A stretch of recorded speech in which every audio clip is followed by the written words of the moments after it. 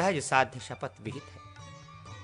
पैतृक धन के अधिकारी, पत्नियों का धनाधिकार, पितामह के धन के अधिकारी, विभाज्य और अविभाज्य धन, वर्णक्रम से पुत्रों के धनाधिकार, 12 प्रकार के पुत्र और उनके अधिकार, पत्नी पुत्री आदि के, संसृष्टि के धन का विभाग, क्लीब आदि का अनधिकार, स्त्री धन तथा उसका विभाग।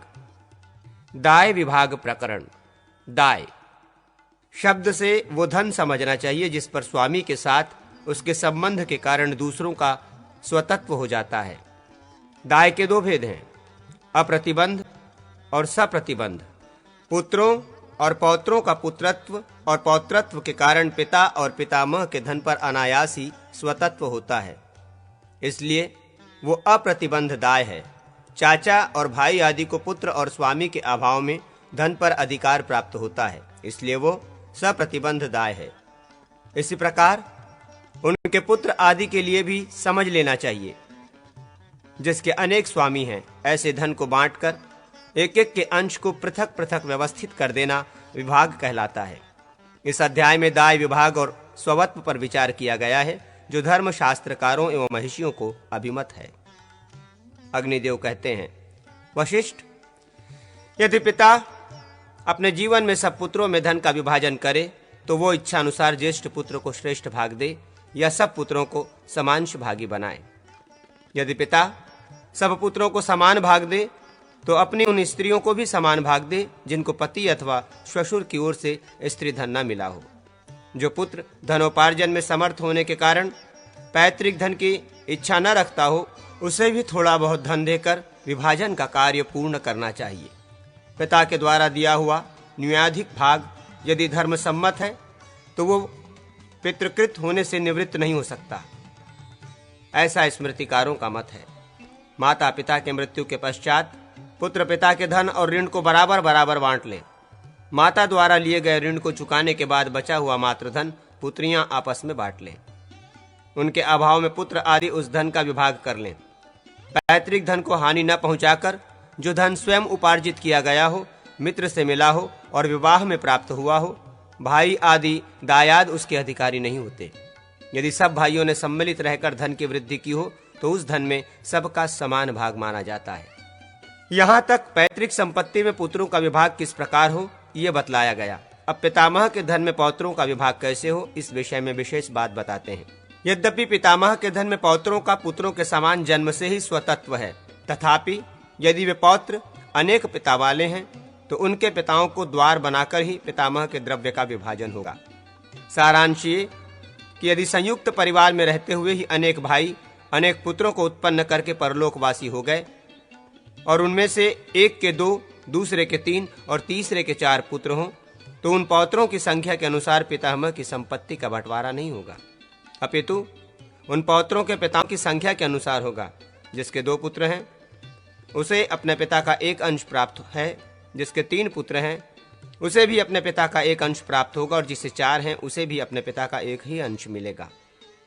पितामह द्वारा अर्जित भूमि, निबंध और द्रव्य में पिता और पुत्र दोनों का समान स्वामित्व है। धन का विभाग होने के बाद भी सवर्णा स्त्री में उत्पन्न हुआ पुत्र विभाग का अधिकारी होता है, अथवा आय और व्यय का संतुलन करने के बाद दृश्य धन में उसका विभाग होता है।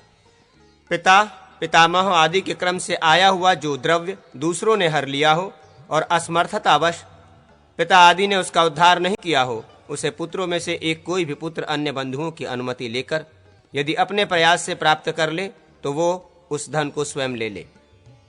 अन्य दायादों को न बांटें, परंतु खेत का उद्धार करने पर उद्धारकर्ता उसका 1/4 अंश स्वयं ले, शेष भाग सब भाइयों को बराबर बराबर बांट दे। इसी तरह से विद्या से, शास्त्रों को पढ़ने पढ़ाने या उसकी व्याख्या करने से जो धन प्राप्त हो उसको भी दायाद में न बांटें। माता पिता अपनी जो वस्तु जिसे दे दें वो उसी का धन होगा।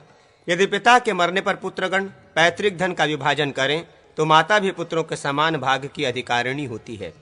विभाजन के समय जिन भाइयों के विवाह आदि संस्कार न हुए हों, उनके संस्कार वे भाई जिनके संस्कार पहले हो चुके हैं संयुक्त धन से करें। अविवाहिता बहनों के भी विवाह संस्कार सब भाई अपने भाग का चतुर्थांश देकर करें। ब्राह्मण से ब्राह्मणी आदि विभिन्न वर्णों की स्त्रियों में उत्पन्न हुए पुत्र वर्ण क्रम से 4, 3, 2 और 1 भाग प्राप्त करें। इसी प्रकार क्षत्रिय से क्षत्रिया आदि में उत्पन्न 3, 2 एवं 1 भाग और वैश्य से वैश्य जातीय एवं शूद्र जातीय स्त्री में उत्पन्न पुत्र क्रमशः 2 और 1 अंश के अधिकारी होते हैं। धन विभाग के पश्चात जो धन भाइयों द्वारा एक दूसरे से अपहृत किया गया दृष्टिगोचर हो, उसे सब भाई पुनः समान अंशों में विभाजित कर लें। ये शास्त्रीय मर्यादा है। पुत्रहीन पुरुष के द्वारा दूसरे के क्षेत्र में नियोग की विधि से उत्पन्न पुत्र धर्म के अनुसार अपने दोनों पिताओं के धन और पिंडदान का अधिकारी होता है। अपने समान वर्ण की स्त्री जब धर्म विवाह के अनुसार ब्याह कर लाई जाती है तो उसे धर्मपत्नी कहते हैं।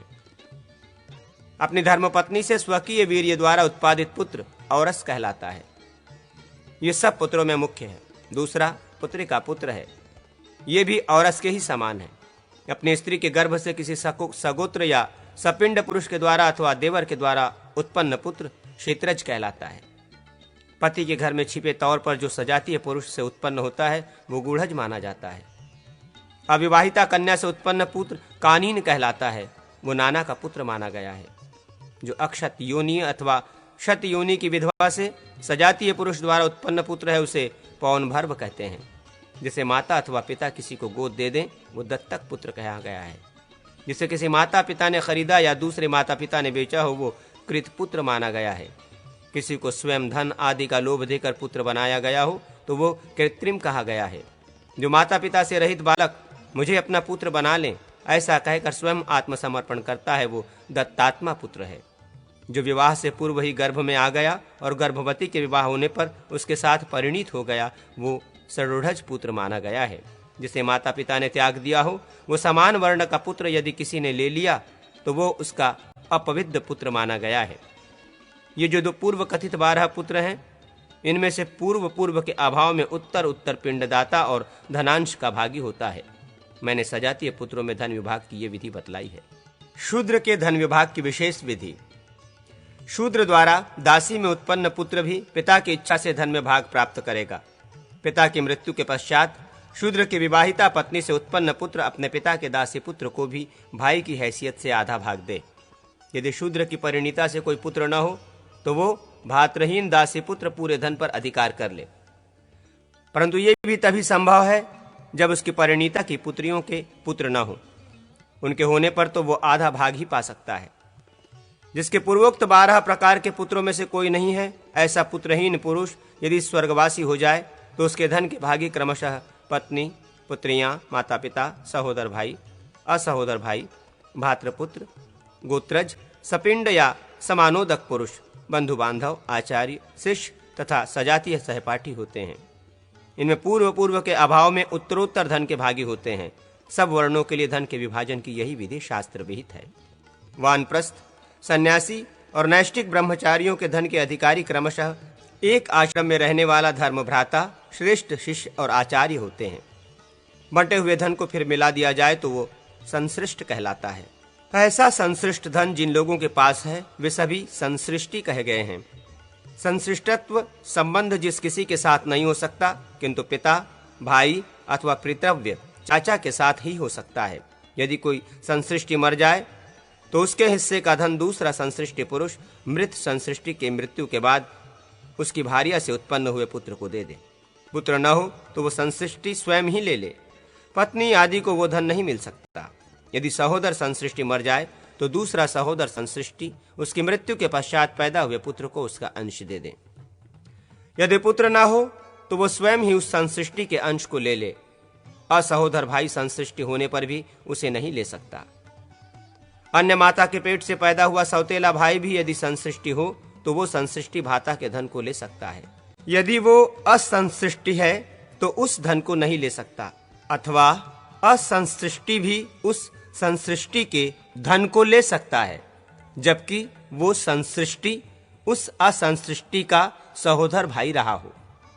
नपुंसक, पतित, उसका पुत्र, पंगु, उन्मत्त, जड़, अंध, असाध्य रोग से ग्रस्त और आश्रमांतर में गए हुए पुरुष केवल भरण पोषण पाने के योग्य हैं।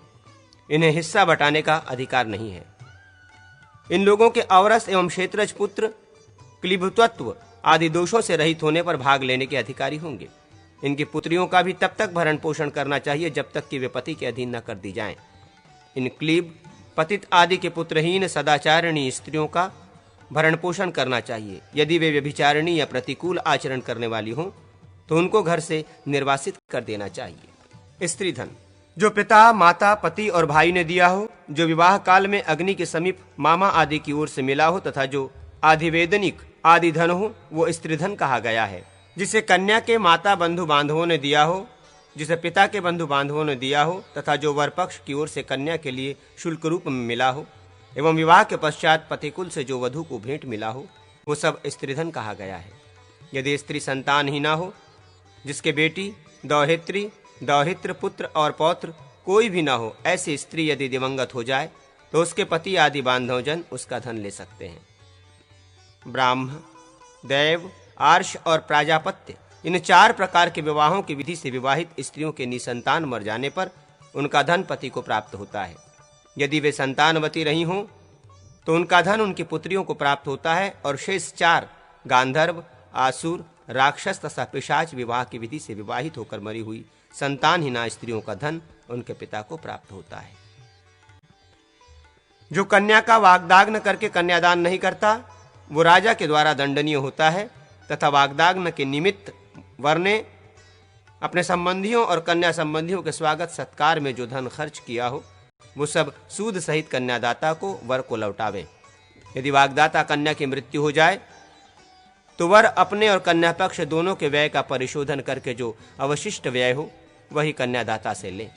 दुर्भिक्ष में, धर्म कार्य में, रोग या बंधन से मुक्ति पाने के लिए यदि पति दूसरा कोई धन प्राप्त न होने पर स्त्री धन को ग्रहण करे तो पुनः उसे लौटाने को बाध्य नहीं है। जिस स्त्री को ससुर अथवा पति से स्त्री धन न प्राप्त हुआ हो, उस स्त्री के रहते हुए दूसरा विवाह करने पर पति आधिवेदनिक के समान धन दे, अर्थात अधिवेदन द्वितीय विवाह में जितना धन खर्च होता हो उतना ही धन उसे भी दे दिया जाए। यदि उसे पति और ससुर की ओर से स्त्री धन प्राप्त हुआ हो तब आधिवेदनिक धन का आधा भाग ही दिया जाए। विभाग का अपलाप होने पर पति संदेह उपस्थित हो तो कुटुंबी जनों, पिता के बंधु बांधवों, माता के बंधु बांधवों, पूर्वोक्त लक्षण वाले साक्षियों तथा अभिलेख विभाग पत्र के सहयोग से विभाग का निर्णय जानना चाहिए। इसी प्रकार यौतक, दहेज में मिले हुए धन तथा पृथक किए गए गृह और क्षेत्र आदि के आधार पर भी विभाग का निर्णय जाना जा सकता है।